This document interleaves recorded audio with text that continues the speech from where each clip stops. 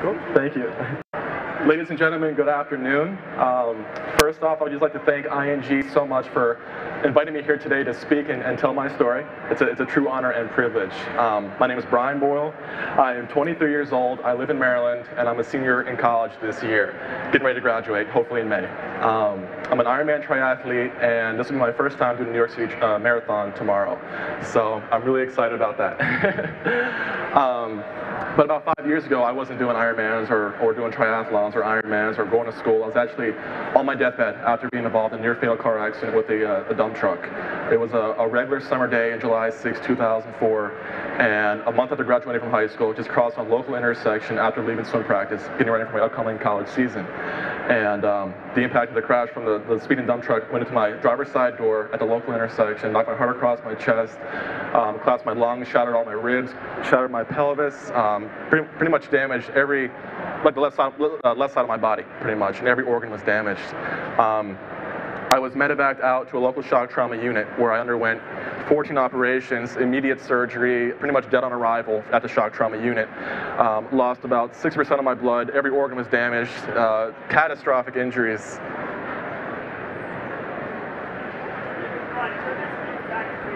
Oh, okay.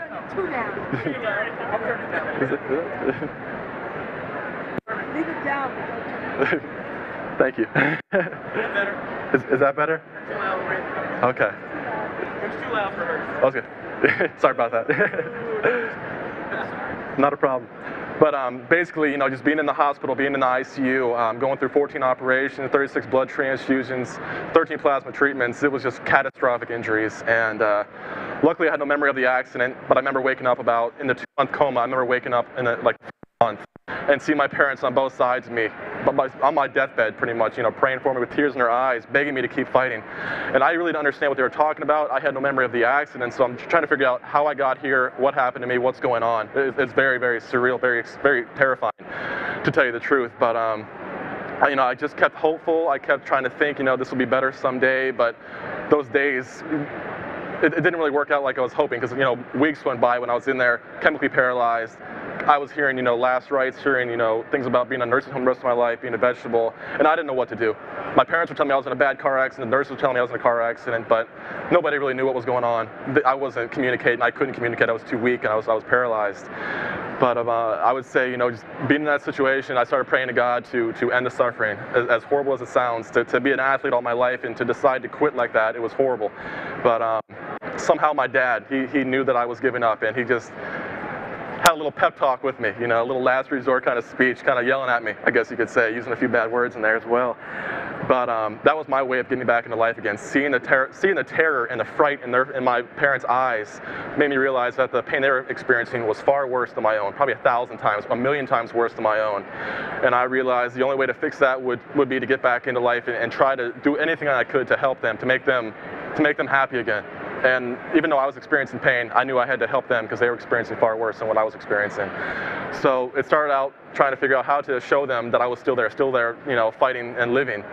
And it started, trying to blink the eyes, trying to communicate, trying to get the muscles in my face to work. I was paralyzed, so I couldn't do too much. But as soon as I started trying to do anything, my body started going through convulsions and seizures. The nerves were coming back to life, and it was just scary. But it was scary in a good way because I was coming back to life in a very horrific way. I'm not sure why I'm laughing about it, but I'm just gonna, tell the story now.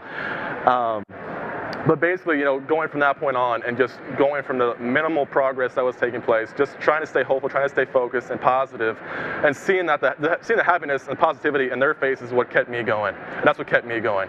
Trying to go to the time, taking a shower by myself, being in a wheelchair, probably my life, that's what I was told, because my pelvis was so damaged. I was just happy to be living, happy to see their expressions, their positivity for once. And that's where I gained my inspiration. That's what I talk about in the book, is that was my inspiration to see that.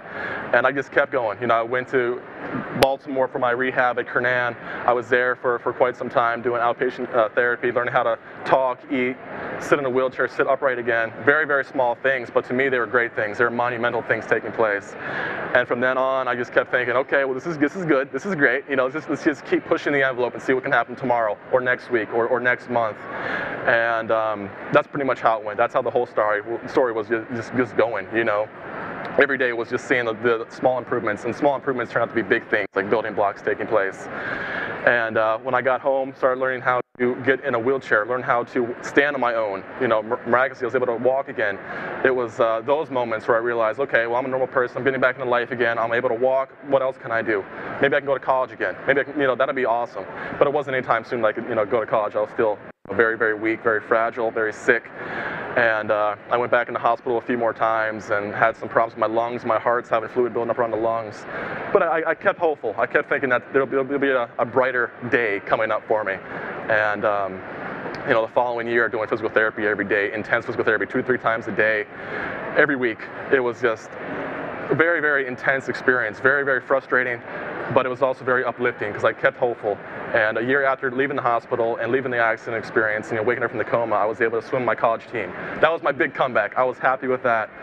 But to be honest, when I graduated from high school, it was 3 goals that I had: to go to college, swim on the team, and one day do an Ironman triathlon. Because to me, I watch the story every year on the NBC or ABC broadcast, wherever they play it, and I was always inspired by the stories that are on there. Like the team Hoyt, John Blaze, all these amazing people. And to want to do an Ironman, that was always my big goal. So to be in college after the accident, a year after, to be on the swim team, that was great. But I was still leaving behind that 3rd goal, which was the Ironman. It took some time to get to that confidence to think about doing an Ironman after the accident, after the recovery stage. But luckily, I just look at my parents, look at the progress that I made, thinking, okay, maybe I could do it one day, 10 years from now, not anytime soon. And when I contacted the Ironman Corporation in 2007,